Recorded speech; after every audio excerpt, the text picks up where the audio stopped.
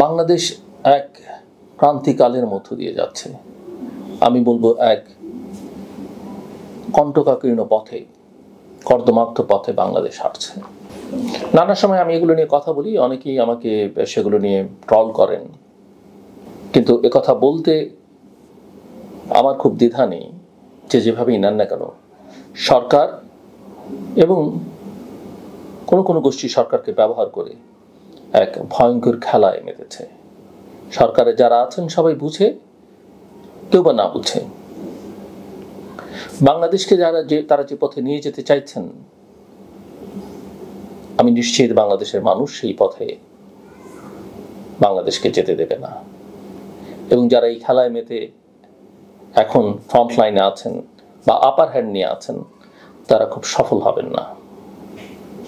বাংলাদেশ গণতন্ত্র উত্তরণ চায়।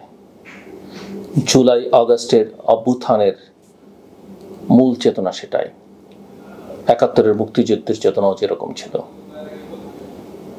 এবং এই গণতান্ত্রিক উত্তরণের প্রক্রিয়ায় বাংলাদেশের জনগণ তো বটেই, বাংলাদেশের সশস্ত্র বাহিনী, আমি সশস্ত্র বাহিনীর কথাটা এই কারণে বললাম যে বিশেষ করে সেনাবাহিনীর মধ্যে একটা অস্থিরতা তৈরি করবার চেষ্টা কেউ কেউ করছেন, এবং সেটা বিশেষ করে করছেন বাইরে থেকে। তারা সফল হবেন না আমি যতটুকু বুঝি এবং জানি। এবং বর্তমান বাস্তবতায় বাংলাদেশের সশস্ত্র বাহিনী জুলাই আগস্টে যেভাবে জনগণের পাশে দাঁড়িয়েছে এবং তারা প্রমাণ করেছে তারা দেশপ্রেমিক, তারা ঐক্যবদ্ধ, এখনো তারা ঐক্যবদ্ধ। সেনাবাহিনী, সশস্ত্র বাহিনী নির্বাচন চায় বাংলাদেশের উন্নয়ন সহযোগীরা সবাই, যে যে ভাষাই কথা বলুক না কেন, কিন্তু সবার মধ্যেও কিছু পার্থক্য আছে। তাদের সেই দেশগুলোর কথা আমি আকার ইঙ্গিতে বলেছি আপনাদেরকে বিভিন্ন সময়, সেই মানুষগুলোর কথা আমি আকার ইঙ্গিতে বিভিন্ন সময় বলবার চেষ্টা করেছি। তারা নানা তৎপরতায় লিপ্ত এবং তাদেরই তৎপরতা সফল হবে না। বরং এদের কেউ কেউ এখন নানা রকমের ঘটনা ঘটিয়ে চলেছেন। একদিকে বাংলাদেশকে অস্থির করবার চেষ্টা, অন্যদিকে নিজেরা, এদের কোনো কোনো ব্যক্তিবর্গ নিজেরা এমন সব ক্রিয়াকর্মের সঙ্গে যুক্ত হয়ে যাচ্ছেন যাতে তাদের দেশের সম্মান ক্ষুণ্ণ হয়, কূটনৈতিক মহলের মানহানি হয়, মানুষ তাদের নিয়ে হাস্যরস করে। এবং যারা বাংলাদেশের যে স্থিতাবস্থা, বাংলাদেশকে এগিয়ে যাবার পথে, গণতান্ত্রিক উত্তরণের পথে যে প্রতিষ্ঠানগুলো এখন ক্রিয়াশীল থাকা দরকার, স্থিতাবস্থা থাকা দরকার, সেগুলোতে যারা নাড়াচাড়া করতে চাইছেন, নেড়ে চেড়ে নিজেদের সুবিধা মতো, নিজেদের পছন্দ মতো লোকজন বসিয়ে নিজেদের স্বপ্ন বাস্তবায়নের চেষ্টা করছেন, আমি মনে করি সেটা হবে না। আমাদের সশস্ত্র বাহিনী ঐক্যবদ্ধ। বাংলাদেশের নিরাপত্তা, স্বাধীনতা, সার্বভৌমত্ব ক্ষুণ্ণ করবার জন্যে যে ধরনের কূটনৈতিক চালের মধ্যে বাংলাদেশকে কোনো কোনো ব্যক্তি, কোনো কোনো মহল ঢুকিয়ে দিচ্ছেন সরকারে থেকে, সরকারের আশ্রয় প্রশ্রয়ে, তারা সফল হবেন না। এবং আমি মনে করি বাংলাদেশের নিরাপত্তা সংক্রান্ত যে কোনো ইস্যু, সেটা যতই রাজনৈতিক সিদ্ধান্ত হোক না কেন, রাজনৈতিক বিষয় হোক না কেন, নিরাপত্তা বাহিনীর সঙ্গে আলোচনা ছাড়া, তাদের অনুমোদন ছাড়া সেটা করা উচিত নয় এবং সেটা কোনো সুফল দেবে না। আর এখন যারা ক্ষমতায় আছেন তারা তো রাজনৈতিক সরকার নন, এমনকি এইসব সিদ্ধান্ত নেবার সময় তারা রাজনৈতিক দলগুলোর সঙ্গে আলোচনা করছেন না। এবং আমি মনে করি এক্ষেত্রে বাংলাদেশের প্রধান এই মুহূর্তে রাজনৈতিক দল, বাংলাদেশ জাতীয়তাবাদী দল বিএনপিকে একটা শক্ত এবং কঠোর অবস্থান নেওয়া দরকার। আমি বিশ্বাস করি তাদের সঙ্গে অন্যান্য রাজনৈতিক দলও থাকবে, সাধারণ মানুষ থাকবে, আন্তর্জাতিক মহল থাকবে, আমাদের সশস্ত্র বাহিনী থাকবে। কারণ বাংলাদেশের জনগণের আকাঙ্ক্ষা একমাত্র গণতন্ত্র উত্তরণ, এবং তার একমাত্র পথ হচ্ছে একটা অবাধ, সুষ্ঠু, গ্রহণযোগ্য, অংশগ্রহণমূলক নির্বাচন। এই কথাগুলো আমি কেন বলছি? ২০২৪ সালের ৫ আগস্ট বাংলাদেশের রাজনৈতিক ইতিহাসে একটা যুগান্তকারী দিন হিসেবে চিহ্নিত থাকবে। শেখ হাসিনার দীর্ঘ ১৬ বছরের শাসনের অবসান ঘটিয়ে এক ছাত্র জনতার অভ্যুত্থান যেভাবে তৎকালীন ক্ষমতা কাঠামোকে তছনছ করে দিয়েছিল, তাতে নতুন এক গণতান্ত্রিক সম্ভাবনার দ্বার উন্মোচিত হয়েছিল।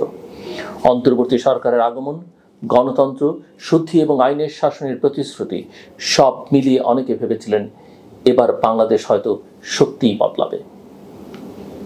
কিন্তু ইতিহাস আমাদের শেখায় ক্ষমতার শূন্যতা কখনোই দীর্ঘস্থায়ী থাকে না।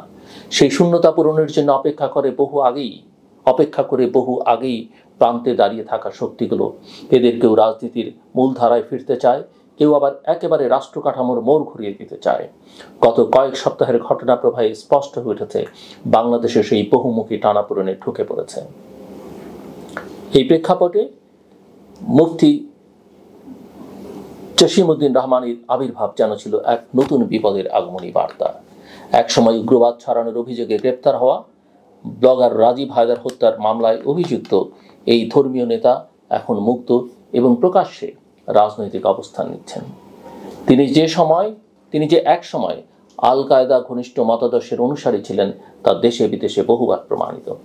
এমন একজন ব্যক্তি শাহবাগের মতো প্রতীকী স্থানে দোয়া মাহফিল করে আওয়ামী লীগ নিষিদ্ধের দাবি তোলে এবং এক প্রকার চাপ প্রয়োগের মাধ্যমে সরকারের কাছ থেকে সেই দাবি আদায় করে নেয়।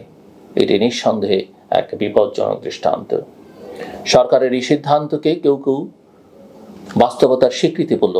এটাও ঠিক যে এতে উগ্র ধর্মীয় মতবাদকে কার্যত স্বীকৃতি দেওয়া হলো। উগ্র ধর্মীয় মতবাদ আর ধর্ম এক নয়। ইসলাম আর ইসলামকে উগ্রতার দিকে নিয়ে যাওয়া এক নয়। ইসলাম হচ্ছে শান্তির ধর্ম। কাজে আমার কথা যারা শুনছেন তারা কোনোভাবেই আমাকে ভুল বুঝবেন না, এবং এখানে ভুল বুঝবার কোনো সুযোগ নেই। মুফতি রহমানের বক্তব্য ছিল, আওয়ামী লীগ আল্লাহ এবং রাসূলকে অপমান করেছে, তাই তাদের নিষিদ্ধ করা উচিত। এটা এমন এক ভাষ্য যা রাজনৈতিক দলকে ধর্মীয় বিচারে বিচার করে, যার পরিণতি হচ্ছে ভয়ঙ্কর। এমনকি এনসিপিও, জাতীয় নাগরিক পার্টি, তার উপস্থিতি নিয়ে অস্বস্তি প্রকাশ করেছে। কিন্তু মঞ্চে যখন জামায়াত ইসলামী, খেলাফত মজলিস, ইসলামী ঐক্যজোটের মতো দল একত্রিত হয় তখন তা নিছক কাকতালীয় বলা যায় না। বিশেষ করে যখন ইসলামী ছাত্র শিবির স্লোগান তোলে গোলাম আজম ও নিজামীর নামে, তখন এটি হয়ে ওঠে ইতিহাসে বিরোধিতার এক নির্মম প্রদর্শনী। এখানে প্রশ্ন ওঠে, এই অন্তর্বর্তী সরকার কাদের নিয়ে দেশ চালাবে? যারা ছাত্র আন্দোলনের পক্ষে ছিল, নাকি যারা ইতিহাসের বিপরীতে দাঁড়িয়ে স্বাধীনতা যুদ্ধের অপরাধীদের গৌরব গাথা রচনা করছে? এই দ্বন্দ্বে যখন দেশ পুচ্ছে তখন আরেক নাটকীয় মন নিয়েছিল কিছুদিন আগেই। আপনারা জানেন যে মেঘনা আলম নামে সাবেক মিস আর্থ বাংলাদেশকে ঘিরে সৌদি রাষ্ট্রদূতের সাথে সম্পর্ক, হানি ট্র্যাপিং, ব্ল্যাকমেইলিং, ডিপ্লোম্যাটদের টার্গেট করে আর্থিক চাঁদা আদায়ের অভিযোগ, সব মিলিয়ে এটি যেন রাজনীতির বাইরে এক নতুন অন্ধকার জগতের ইঙ্গিত দেয়। মেঘনা আদালতে নিজেই বলেন তার একমাত্র সম্পর্ক ছিল রাষ্ট্রদূত ঈসার সঙ্গে, কারোর সঙ্গে নয়। এমনকি তিনি অভিযোগ করেন ঈসা তার বিরুদ্ধে গুজব ছড়ান এবং তাকে ন্যায়ের সুযোগ দেওয়া হয়নি। এই মামলা যেমন নারীর অধিকার, আন্তর্জাতিক কূটনীতি এবং আইন শৃঙ্খলার পৃষ্ঠ তুলে, তেমনি এটিও বুঝিয়ে দেয় অন্তর্বর্তীকালীন সময়কে কেন্দ্র করে দেশে এক অদ্ভুত ধরনের সামাজিক পচনও ঘটেছে। হঠাৎই পুলিশ তাকে ফেসবুক লাইভ থেকে তুলে নিয়ে যায়, আদালত আইনজীবী পর্যন্ত না দিয়ে জামিন নামঞ্জুর করে কারাগারে পাঠায়। বিষয়টি নিয়ে সামাজিক মাধ্যমে যেমন ক্ষোভ, তেমনি হাইকোর্ট পর্যন্ত প্রশ্ন তোলে, এই গ্রেপ্তার কি আইনসঙ্গত ছিল?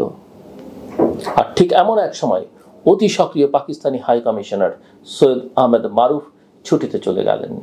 সরকার বলছে তিনি 2 সপ্তাহ ছুটিতে, কিন্তু এই সময়ে পটভূমিতে এমন পদক্ষেপে সন্দেহে তৈরি হওয়াই স্বাভাবিক।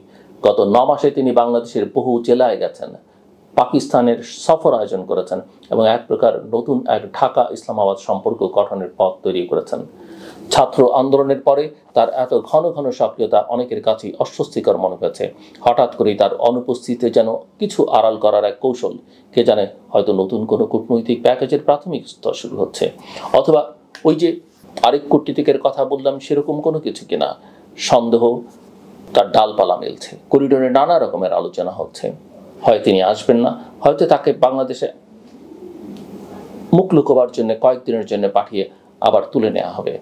বাংলাদেশ এখন ঠিক এমন এক সন্ধিক্ষণে দাঁড়িয়ে, যেখানে একদিকে রয়েছে গণ আন্দোলনের নৈতিক শক্তি যারা ভোট, মানবাধিকার এবং বিচার ব্যবস্থার স্বাধীনতা চায়, অন্যদিকে রয়েছে ইতিহাস বিরোধী শক্তি যারা ধর্মের নামে অতীতের নৃশংসতাকে গৌরব হিসেবে তুলে ধরে।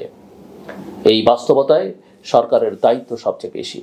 তারা কি আদর্শ বাস্তবতার মাঝে সঠিক ভারসাম্য রক্ষা করতে পারবে, নাকি সাময়িক সুবিধার জন্য ইতিহাসের কালো অধ্যায়কে স্বাগত জানাবে? সময়ই দেবে উত্তর। তবে আমি আমার শ্রোতাদের জন্য যেটা বলতে চাই, আমার কাছে মনে হয় এটাই গুরুত্বপূর্ণ বার্তা আমার দিক থেকে, রাজনীতি কখনই একমাত্রিক নয়। এখানে প্রতিটি পদক্ষেপ, প্রতিটি মুখমণ্ডলের পেছনে থাকে বহু স্তরের ছায়া রাজনীতি। বর্তমান বাংলাদেশ সেই ছায়ার ভেতর দিয়েই এগিয়ে চলছে, কারণ সত্যিকারের গণতন্ত্র গড়ার পথে সবচেয়ে বড় প্রতিপক্ষ ভবিষ্যতের প্রেতাত্মা। সেই আত্মাদের যদি আমরা স্বাগত জানাই, তাহলে 5 আগস্টের সেই গৌরবময় প্রভাত হয়তো আর কোনো দিন ফিরবে না। শেষ করবার আগে বলি, বই পড়ুন।